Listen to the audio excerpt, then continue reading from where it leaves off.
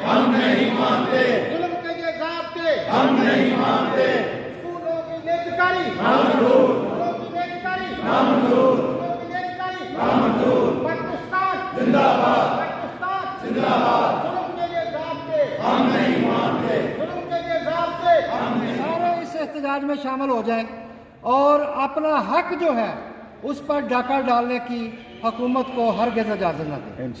इंशाअल्लाह ताला कल से भरपूर तैयारी के साथ तमाम डिपार्टमेंट्स के जो मुलाजमीन हैं उनको हम दावत देते हैं, AC ऑफिस को दावत देते हैं, तहसीलदार साहब के ऑफिस को दावत देते हैं, यहाँ पे TMA का ऑफिस है उसको दावत देते हैं कि वो सारे मुलाजमीन अपने हकूक़ के लिए कल यहाँ जमा हो जाए और उस वक़्त तक हमारा एहतजाज ये जारी रहेगा जब तक हमारे जायज़ मुतालबात तस्लीम नहीं किया जाता।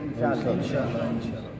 कल से क्या स्कूल बंद रहेंगे सर? जी कल स्कूल बंद रहेंगे। यानी कितनी देर तक आप क्या समझते हैं कब तक स्कूल बंद रहेंगे? तब तक हमारे मुतालबात मंजूर नहीं होंगे। अच्छा चलिए ठीक है।